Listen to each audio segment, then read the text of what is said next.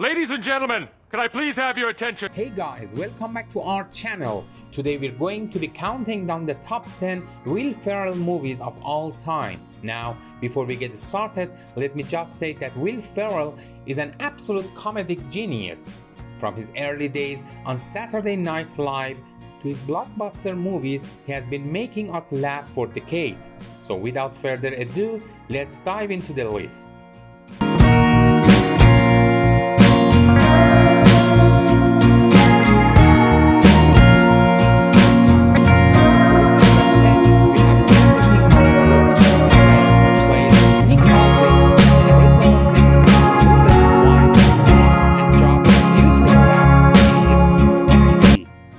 Locked out of his house, Nick creates a makeshift yard sale to sell all of his possessions.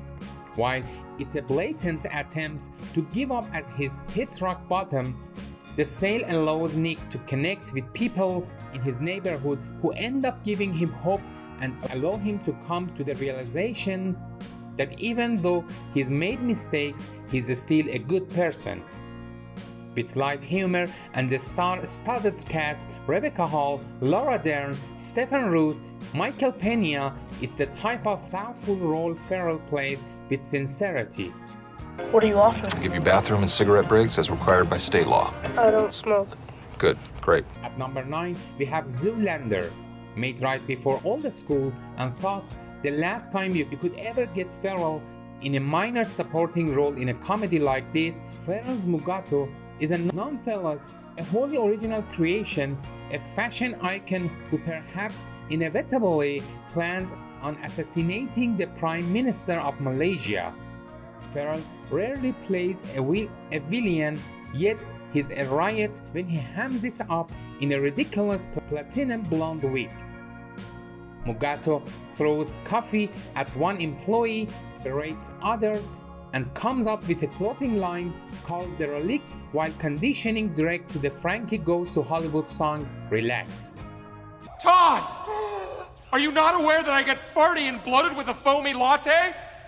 My mistake, Jacobin. Moving on to number 8, we have Blades of Glory.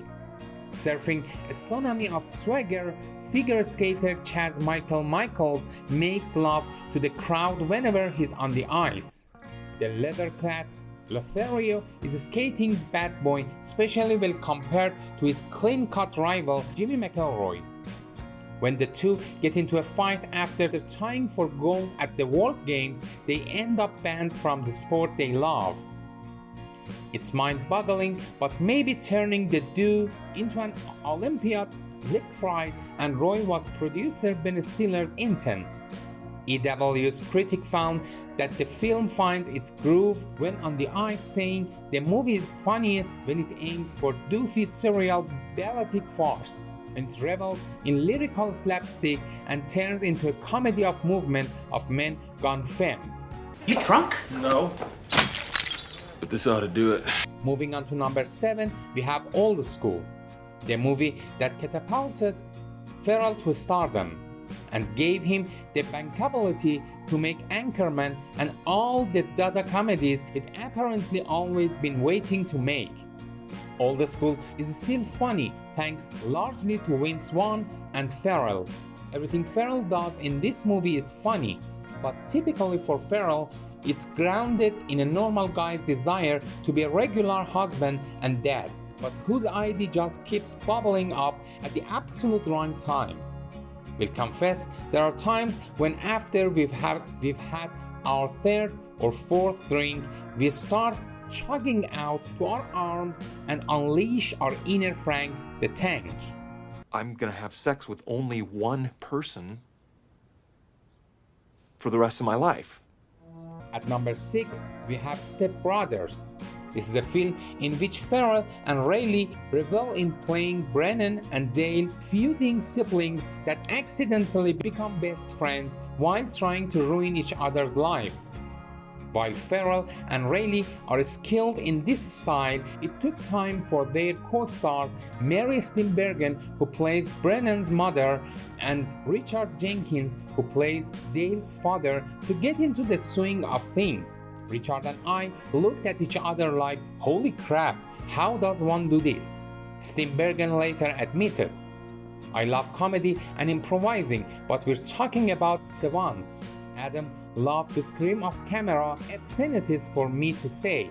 The filthier the things that came out of my mouth, the more Adam loved it."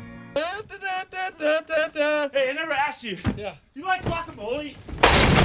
Oh! Oh, God! Moving on to number 5, we have Anchorman.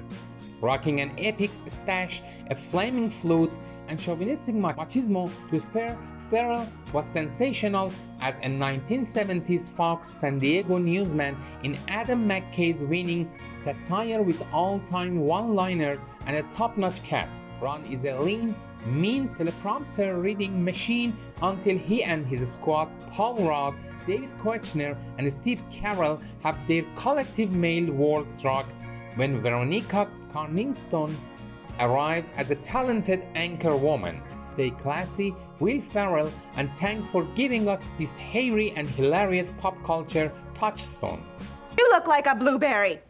Why don't you go back to your home on Whore Island? Well, you have bad hair. Moving on to number 4, we have Elf. Ferrell's ticket to superstardom was Jon Favreau's 2003 Christmas comedy Elf.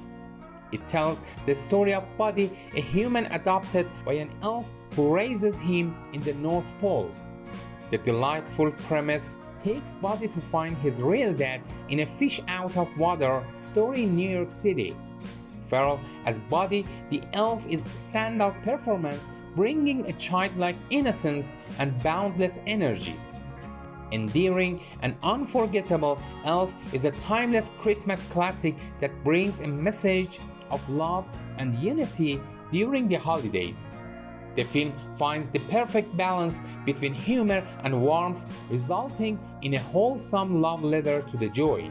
I was adopted, but you didn't know I was born. So I'm here now. I found you, Daddy. Coming in at number 3, we have Stranger Than Fiction.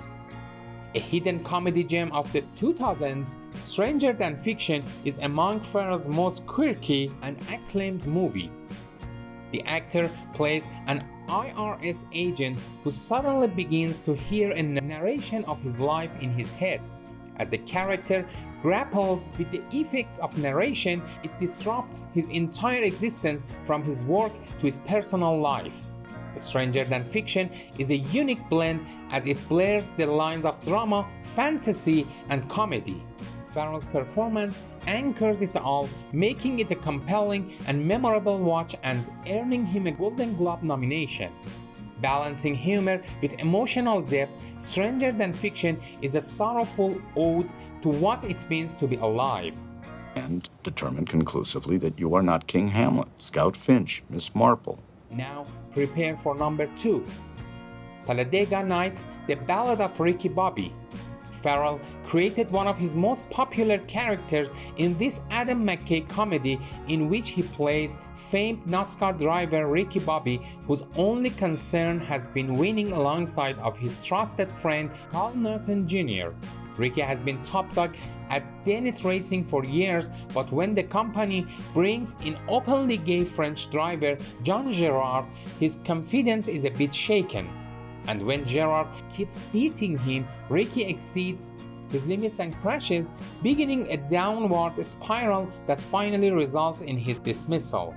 Chastened, Ricky becomes determined to find his way back to the top.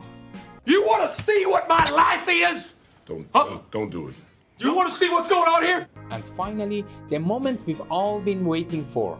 Our number 1 Will Ferrell movie is none other than The Other Guys. There's a superstar pair of cops on the New York City police force. No, it's not detectives Alan Gamble or Terry Hoyts. It's the other guys, cocky detectives Chris Danson, Dwayne Johnson, and PK Highsmith, Samuel L. Jackson, both perfectly cast. But when Danson and Highsmith die in the line of duty, the mantle of superstar cops may fall on Gamble and Hoyts. If Gamble's desk jockey and Hoyt's hot-headed cop can get it together to fill the bill. Ferrell and Wahlberg display such great comedy chemistry together that they later teamed up for 2015's Daddy's Home as well as its 2017 sequel. These are waiting for you when you get back home. You know, Terry, they're not the biggest breasts he's ever seen, but man, are they Not by a long shot. perky. So there you have it, our top 10 Will Ferrell movies. Let us know in the comments which ones are your favorites and if there are any we missed. Don't forget to like and subscribe for more.